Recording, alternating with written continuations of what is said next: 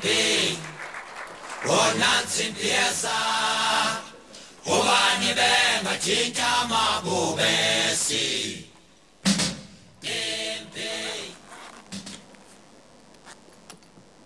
Master of Ceremonies, ladies and gentlemen, good evening, goeienaand, dumelang, dimadekwane, tobela, sanbonan, riperil wakaina. It is my greatest pleasure and honor to stand before this distinguished audience and accept the SAICE presidency for 2014. Before I continue, Master of Ceremonies, first and foremost, I would like to thank my extended family, here represented by my sister Grace, seated over there, my friends that are here tonight, my children. If you look at tables 4 and 5, you will see beautiful children.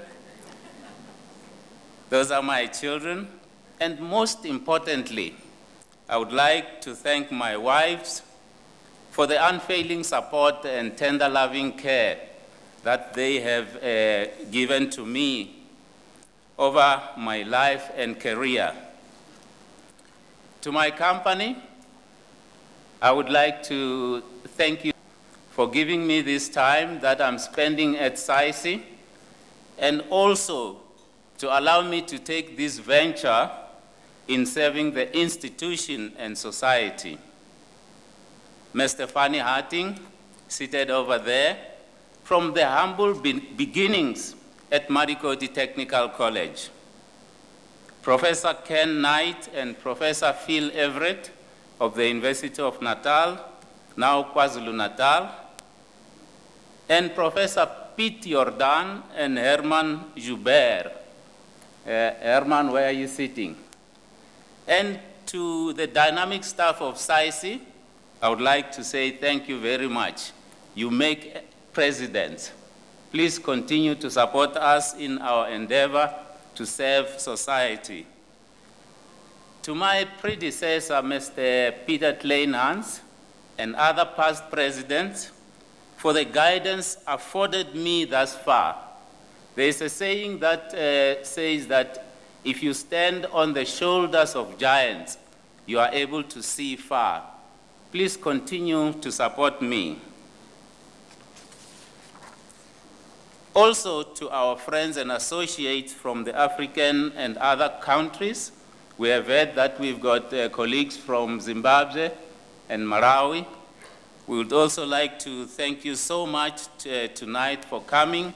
It is said that more than 780 million people live without access to safe water, while 2.5 billion lack access to adequate sanitation, and that diseases caused by unsafe water, sanitation and hygiene kill more than 5,000 people each day.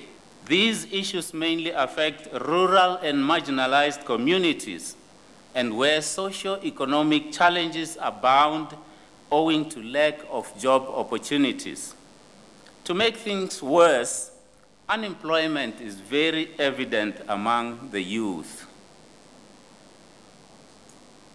The challenges that confront civil engineering are vividly illustrated when you see people queuing for water from the early morning hours till late in the afternoon. When you see road conditions that are deteriorating at alarming rates, potholes that take too long to get repaired, and some tarred roads being turned into gravel roads owing to poor or lack of maintenance. I say we, because as civil engineering professionals, how can we dissociate ourselves from infrastructure provision, especially when a 6-year-old child dies in one of the pit latrines used in 11,000 of the 26,000 schools across the country? In the eyes of society, civil engineering may be seen to be failing.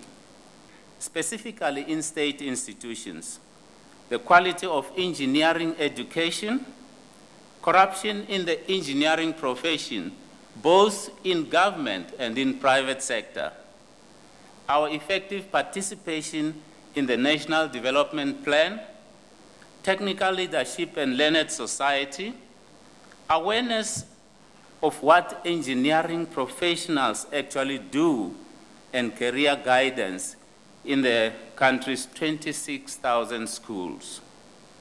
In addition, I want to include two other important issues that impact negatively on civil engineering and may threaten the success of the National Development Plan. The low presence and low visibility of the profession and civil engineering professionals, especially in remote and marginalized areas, is a critical issue that needs the urgent and serious attention of the institution.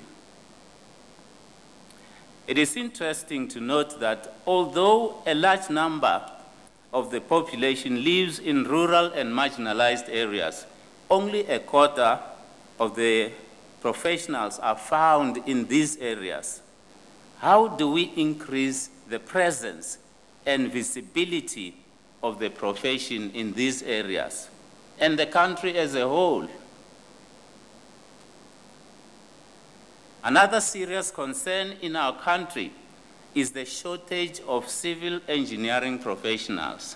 Last year, around September, SAICE and certainly most of our engineering professionals were surprised when it was announced that the Department of Water Affairs was going to import engineers from Cuba. One of the reasons put forward is that South African engineering professionals are not willing to work in rural areas. How far this is true is another debate. What we seem to appreciate, though, is that experienced engineering professionals, especially in government institutions, are retiring, leaving a huge pool of young engineering professionals without adequate mentors, a situation too ghastly to contemplate. A closer look at the facts reveals that there are a total of 17,000 qualified civil engineering professionals in South Africa, with less than a quarter located in rural branches of SAICE.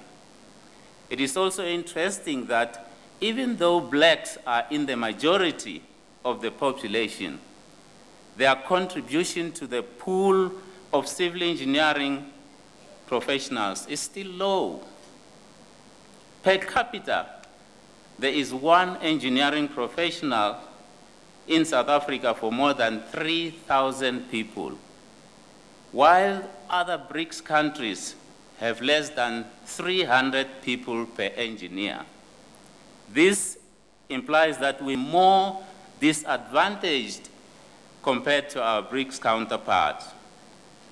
Using this norm would mean that we would need about 80,000 civil engineering professionals, almost 5 times the present number. What is a realistic number, we may ask? Now, whether the figure is 80,000 or 40,000, the fact remains that we need strategies to close the skills gap in civil engineering. Remote and marginalized communities can be defined as the rural areas as well as the predominantly black areas within urban municipalities. Taking civil engineering to these areas practically means that we need to implement strategies to increase the presence, the visibility, awareness, and appreciation of the value of civil engineering profession.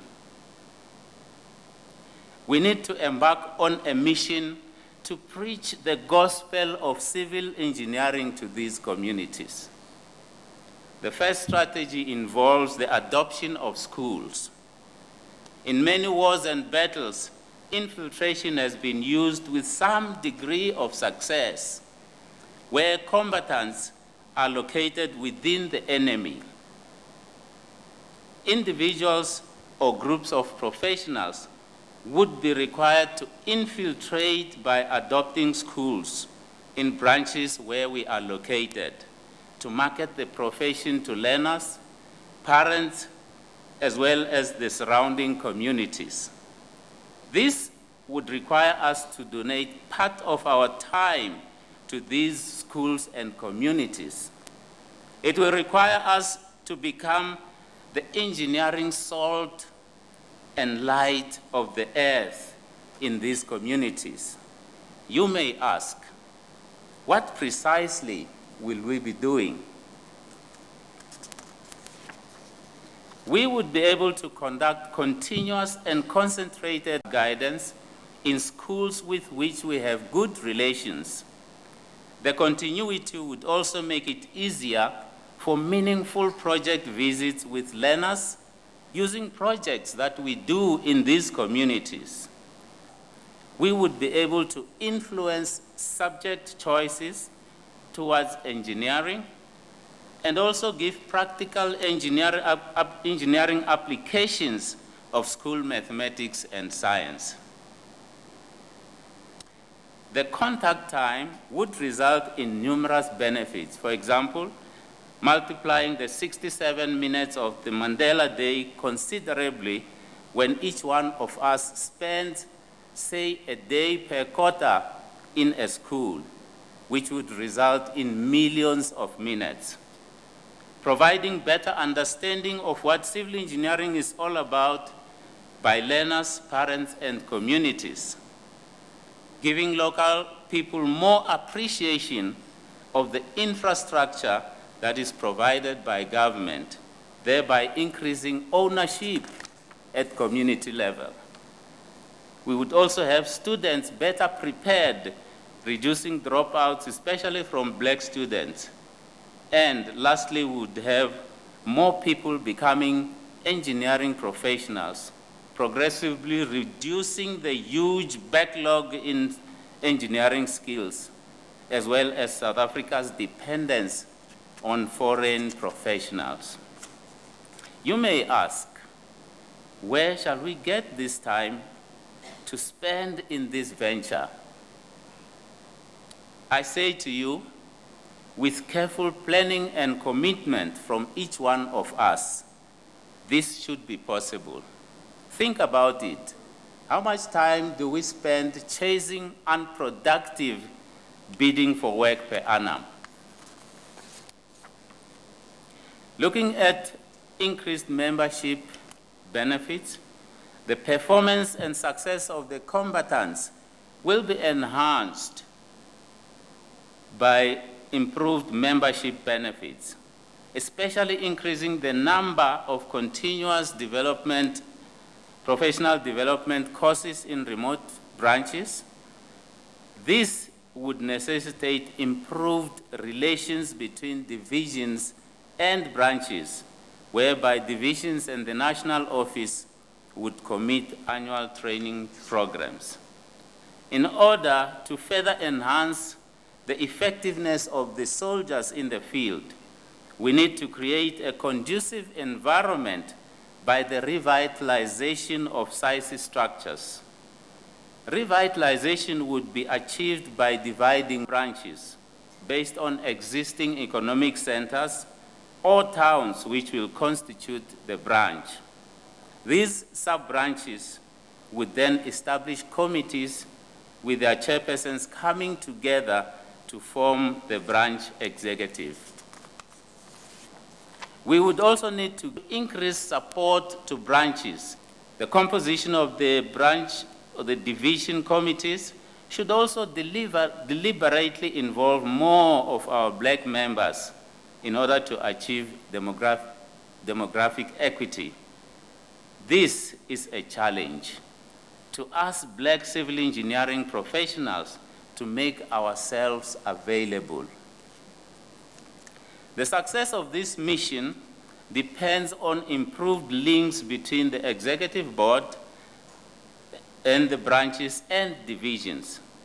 Stronger relations will be achieved when equity is achieved in the representation of the constituencies at this level, and also with regards to the more challenging aspect of demographic equity.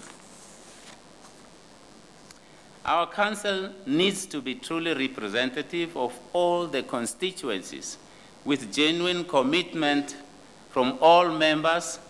Another very important condition for the effectiveness of the battle is the unity of command, the enhancement of good relations between ourselves and government.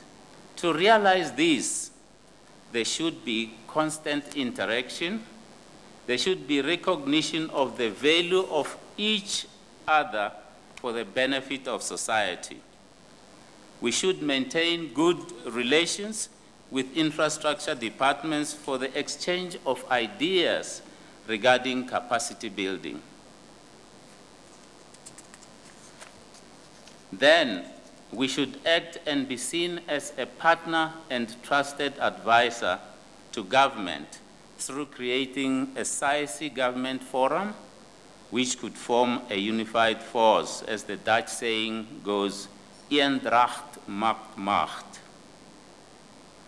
As for enhancing education and training, civil engineering education should be made more accessible to the poor and marginalized learners in order to achieve equity.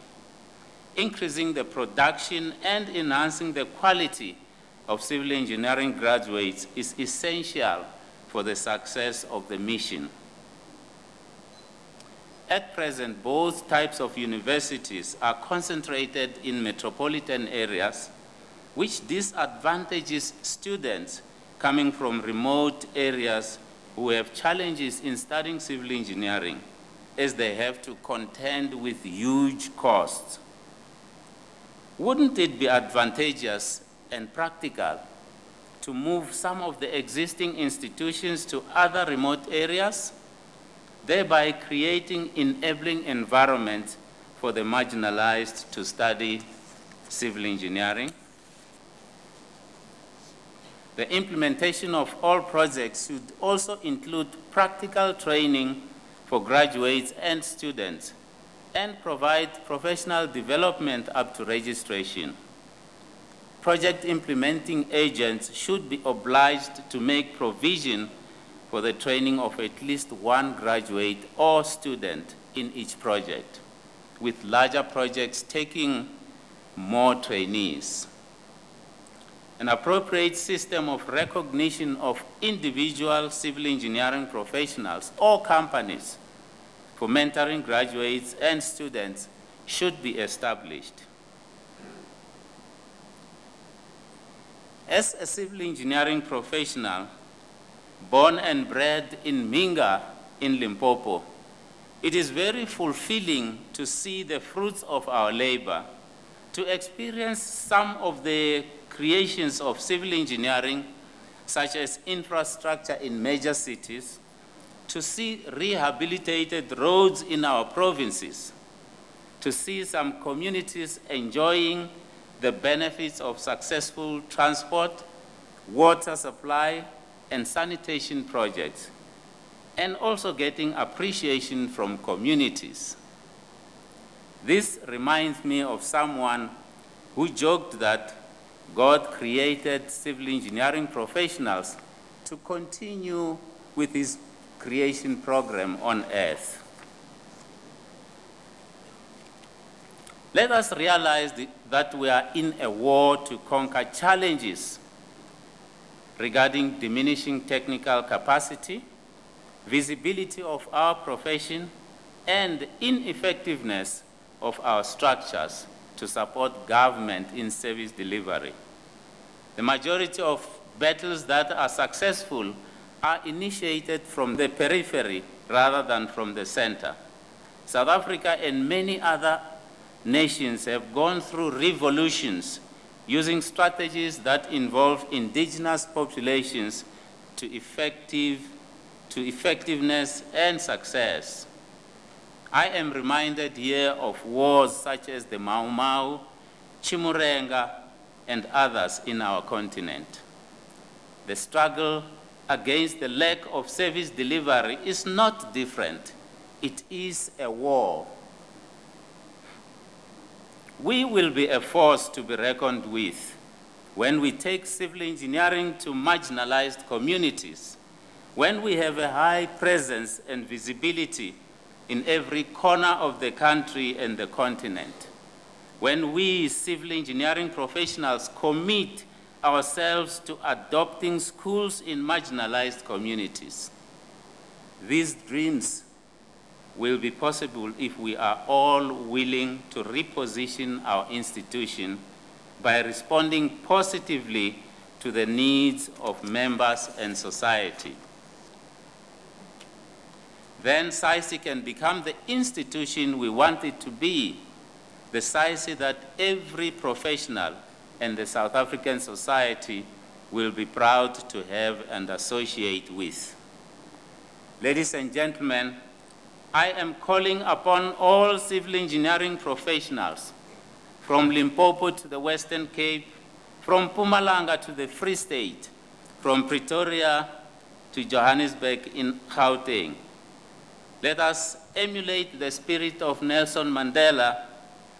Let us intone the spirit of Mahatma Gandhi. Let us emulate the spirit of Beyers Naudé. Let us follow the courage of F.W. de Klerk and put our thoughts and energies together and take civil engineering to all the corners of our country and beyond. Forward with civolution. I thank you.